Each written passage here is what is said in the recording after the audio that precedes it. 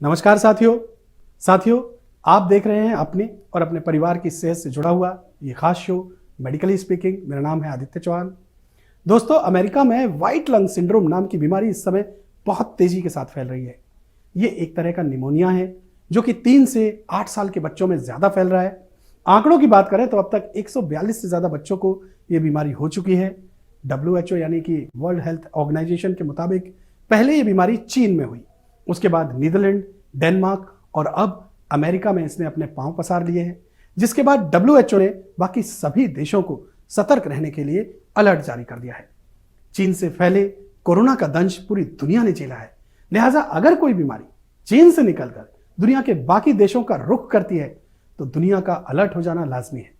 भारत सरकार ने भी इस गंभीर बीमारी को देखते हुए स्वास्थ्य व्यवस्थाओं पर जोर देते हुए कई जरूरी कड़े कदम और बड़े कदम उठाए हैं।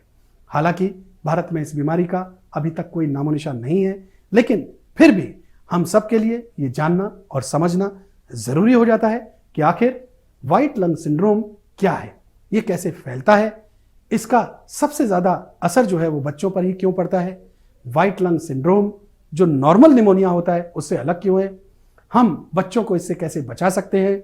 साथियों, ऐसे बहुत सारे सवाल हैं जिनके जवाब जानने के लिए हमने अमेरिका से ही एक मेडिकल एक्सपर्ट को अपने साथ जोड़ा है जो काफी जाना माना नाम है और इस बीमारी को उन्होंने अमेरिका में बड़े करीब से देखा है, समझा है और इस पर वो काम कर रहे हैं।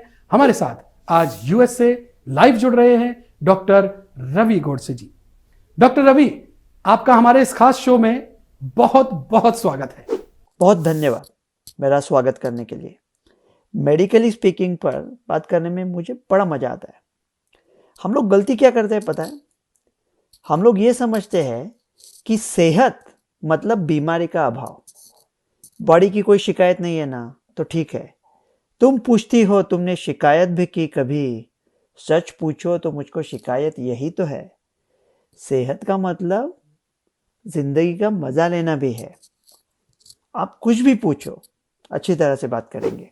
तो चलिए साथियों, डॉक्टर रवि गोडसे से शुरू करते हैं सवाल जवाब का सिलसिला। Doctor Ravi, white lung disease अब चीन के बाद अमेरिका में अपने पांव पसार रही है। WHO ने भी इस बीमारी से अलर्ट रहने के लिए आदेश जारी कर दिए हैं। आप सबसे पहले हमारे दर्शकों को बड़े ही सरल, सहज और आसान भाषा में यह समझाइए कि आखिर ये व्हाइट लंग डिजीज क्या है। लो कर लो बात। मैंने अभी आपको लाइसेंस दे दिया कि मुझे कुछ भी पूछो और आपने पहले ही बॉल पे गूगली डाल के मुझे क्लीन बोल्ड कर दिया। व्हाइट लंग डिसीज ऐसा कुछ हमने मेडिकल स्कूल में तो पढ़ा नहीं था, कॉलेज में। अगर उसको हमारे डिक्शनरी में डाला तो कुछ नहीं आता, न्यू इंग्लैंड जर्नल के डेटाबेस में डाला तो कुछ नहीं आता। व्हाइट लंग डिसीज और न्यूयॉर्क टाइम्स ऐसा गूगल किया तो लास्ट रेफरेंस है मई 2023 का। तो क्या है ये कुछ नया टर्मिनोलॉजी निकाला है। हमारे कॉलेज में ऐसा कुछ नहीं था। देखो, अगर लंग्स का एक्सरे निकाला तो जो हवा होती है जो रहनी चाहिए वो काले रंग की दिखती है, और अगर उसका कुछ सफ़ेद धब्बा है इसका मतलब कुछ उधर कुछ इन्फेक्शन है, कुछ नोड्यूल है, कुछ निमोनिया है, तो वो सफ़ेद दिखता है, तो उसको वाइट लंग बोलते हैं। लेकिन हम लोग इतने एक्सरे क्यों कर रहे हैं? ये वजह के मशवरा नहीं है। एक्सरे बहुत कम होने चाहिए। और ये मैं शो की सबसे महत्वपूर्ण बात अभी आपको आराम से समझा देता हूँ। मेरा एक दोस्त था, हॉस्टल में हमारे साथ रहता था। बहुत उसकी रूम खराब होती थी। ऐसा लगता था कि गंदगी ने आखिरी सांस ले ली है उसके रूम में। तो उसके माँ बाप आने वाले थे रूम देखने को, तो हम सब लोग लग गए। आधे घंटे में सफाई की पूरे, और उसके माँ बाप आ पहुँचे। अगर उन माँ बाप को हम उस रूम की तस्वीर दिखाते आधा घंटे की पहले की, तो वो तो एक खराब दिखती थी ना। जब हम एक्सरे करते हैं, अगर किसी को निमोनिया होता है तो मरीज पहले ठीक होता है, उसका एक्सरे बाद में ठीक होता है। अगर वो मरीज ठीक हो चुका है, उसका खांसना कम है, बुखार नहीं है, और उसका एक्सरे किया, तो वो एक्सरे 5-6 दिन पहले वाली चीज़ आपको दिखाएगा। तो ऐसा ज़्यादा फ्रिक्वेंटली एक्सरे करना अच्छी बात नहीं है। अगर किसी पेशेंट का एक्सरे अब नॉर्मल आता है, कुछ वाइट पैच दिखता है, तो हमारा साइंस ये कहता है कि कुछ हफ्ते बाद वापस एक्सरे करके देखो वो पैच गया है ना, कि उसके पीछे छिपा कोई गंभीर दूसरी बीमारी नहीं है, वो देख लो। देखो, अगर पेशेंट सीरियस है, बहुत बुखार है, ऑक्सीजन की कमी है, अस्पताल में है, तो वो अलग बात है, रोज भी एक्सरे हो सकता है। तो वाइट लंग मतलब एक्सरे पे कुछ पैच दिख रहा है, लेकिन ज़्यादा एक्सरे मत करो।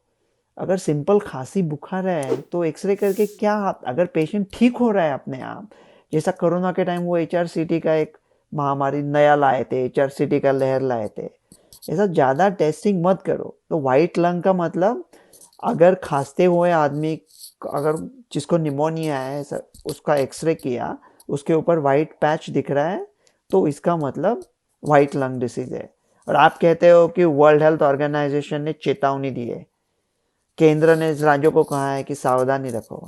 ये ना, मुझे सावधानी से बड़ी शिकायत है। सावधानी रखो मतलब क्या है पता है?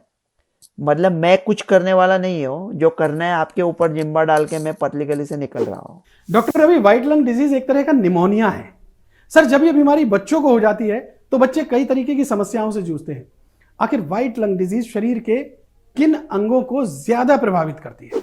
नहीं, रुकिए, आप पूछते हो कि इसके शुरुआती के लक्षण क्या है, लेकिन व्हाइट लंग निमोनिया ऐसी कोई बीमारी नहीं है। मतलब आप पूछते हो कि मिस्टर इंडिया कैसा दिखता है, बताओ, अरे उसने चश्मा पहना है।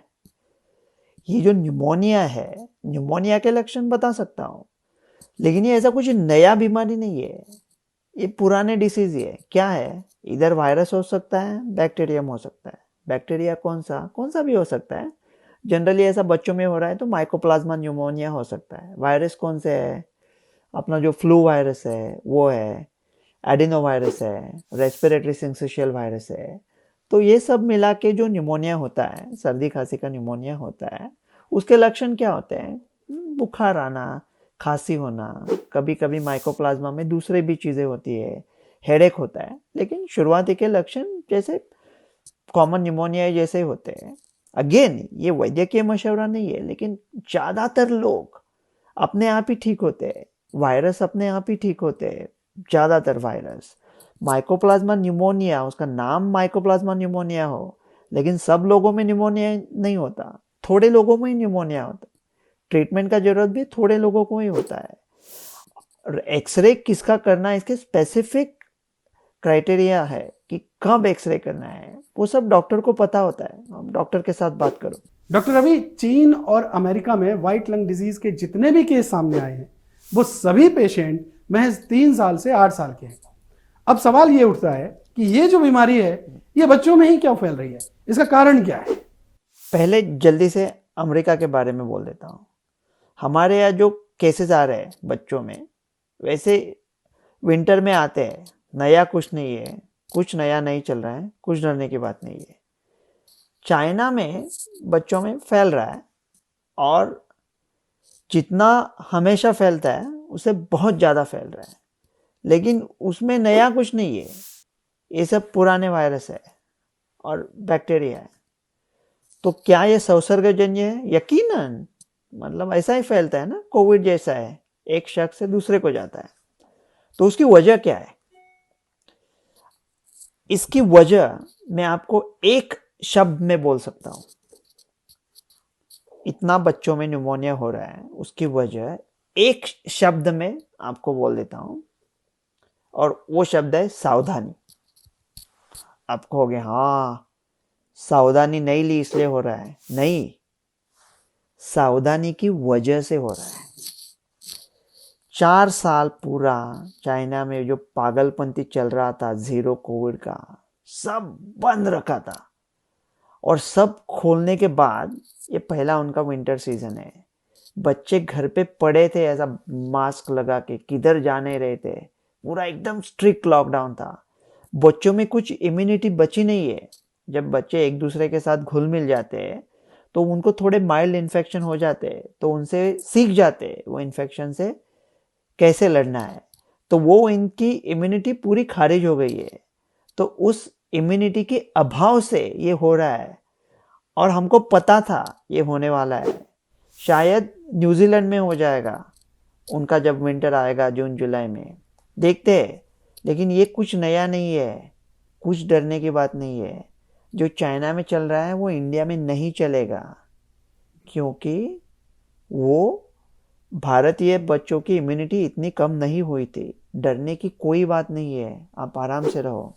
डॉक्टर रवि, आपने व्हाइट लंग डिजीज के बारे में बड़े ही आसान तरीके से समझाया कि ये बीमारी क्या है, कैसे फैलती है, इसके लक्षण क्या है। चलिए अब इसके इलाज और रोकथाम के बारे में भी आपसे हम समझ लेते हैं। हमें आप ये बताइए कि अमेरिका के इस निमोनिया की रोकथाम के लिए अमेरिका में कौन सा इलाज चल रहा है, किस तरीके का ट्रीटमेंट दिया जा रहा है, और ये जो निमोनिया होता है उससे ये कितना अलग है। हमें हिंदुस्तान में जो नॉर्मल निमोनिया है उसमें भी किस तरीके का ट्रीटमेंट लेना चाहिए। नहीं, सही कहा आपने। अभी ये न्यूमोनिया है तो फेफड़ों में होगा ना, खांसी होगी, अगर सीरियस है तो सांस लेने में दिक्कत हो सकती है। वायरस है तो उसके बाकी कोई वायरल सिम्टम्स आ सकते हैं, आंखें लाल हो सकती है, हेडेक हो सकता है। अगर जैसा कोविड में होता था, कोविड भी हो रहा है, अभी चाइना में हो रहा है, अमेरिका में हो रहा है, बच्चों में इतना नहीं हो रहा है। लेकिन अगर वो बॉडी थक जाती है तो इम्यून स्टोर में इम्यूनिटी से डैमेज हो रहा है। लेकिन अभी नए कोविड वेरिएंट के साथ ये चीज़ें ज़्यादा नहीं होती, क्योंकि वो लंग्स में जाता नहीं है, वो यही रुकता है।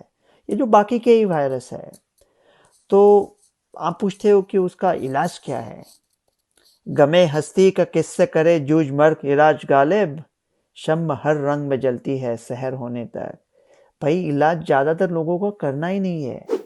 वायरस तो अपने आप ठीक होते हैं, माइकोप्लाज्मा या बाकी निमोनिया भी काफ़ी सारे अपने आप ठीक होते हैं। इलाज बहुत कम लोगों को करना है, एक्सरे बहुत कम लोगों का करना है। बॉडी के अगर कोई पार्ट में कॉम्प्लिकेशन हो गया है तो फिर वो बच्चा शायद सीरियस है, अस्पताल में है, वो अलग बात है। लेकिन ज़्यादातर लोगों को डरने की कोई बात नहीं है, ये अपने आप आएगा और जाएगा, शायद पता भी नहीं चलेगा। डॉक्टर रवि, क्या आपके लिहाज से कुछ घरेलू उपाय भी हैं जिनका इस्तेमाल निमोनिया की रोकथाम में किया जा सकता है, फिर चाहे वो अमेरिका में फैलने वाला व्हाइट लंग डिजीज ही क्यों ना हो या फिर भारत में फैलने वाला साधारण निमोनिया हो?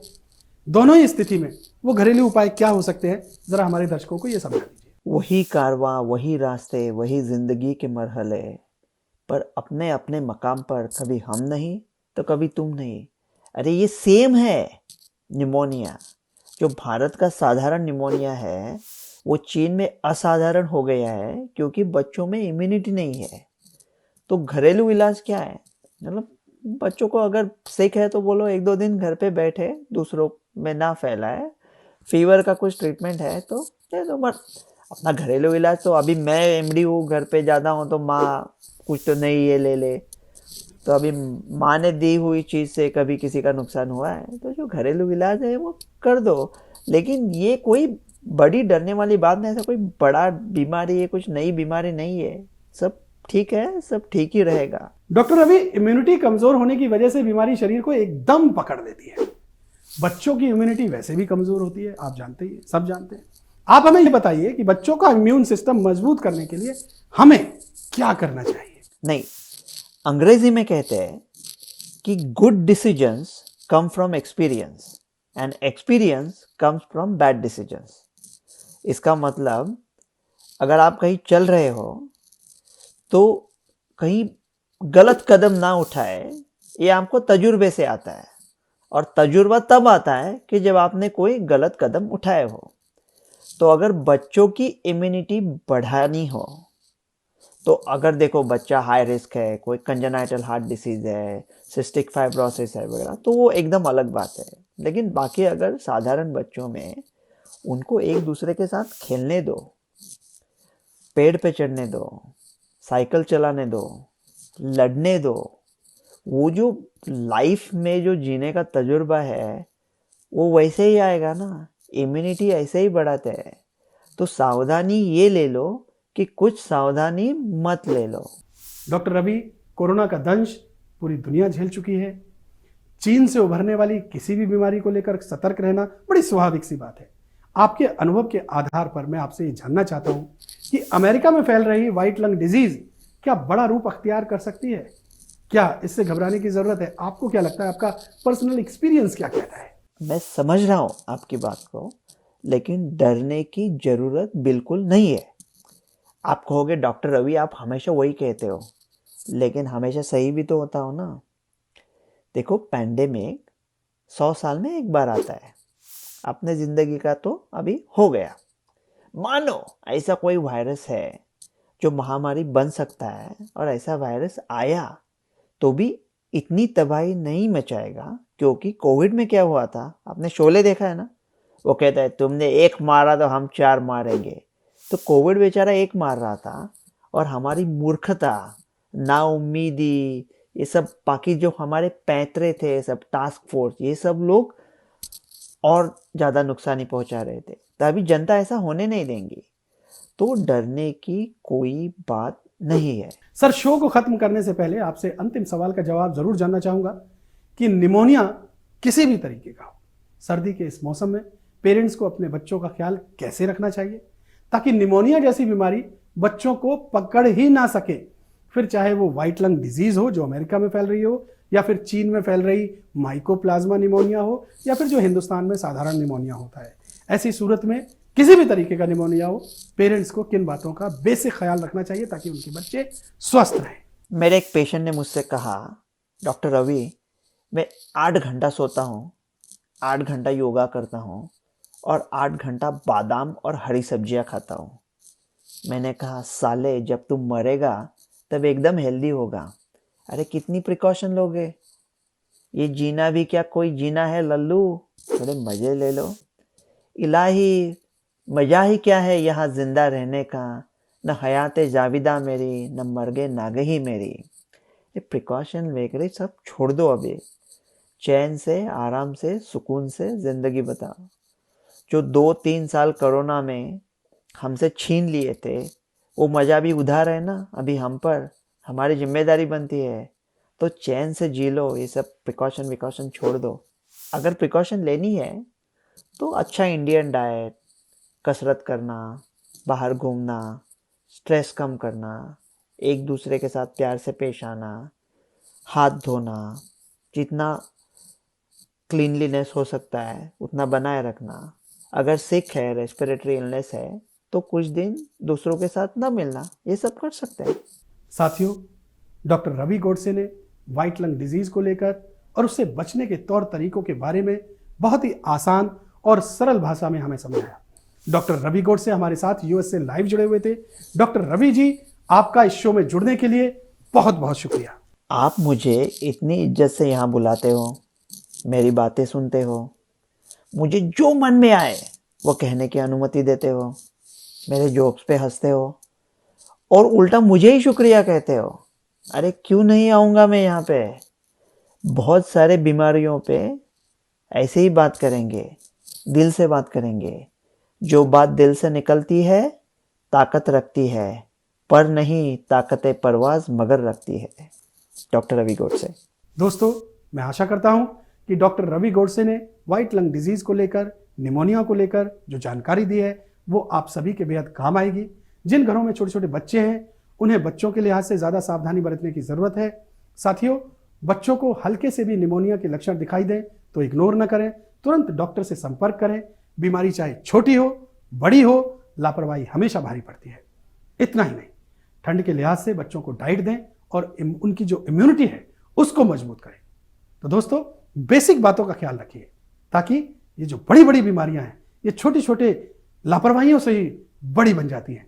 तो बेसिक बातों का ख्याल रखेंगे तो आपका घर परिवार, आपके बच्चे हमेशा स्वस्थ रहेंगे। तो चलिए दोस्तों, फिलहाल मुझे इजाजत दीजिए। अगले शो में फिर होगी आपसे मुलाकात एक नई बीमारी और उससे जुड़े हुए सॉल्यूशंस के साथ। नमस्कार।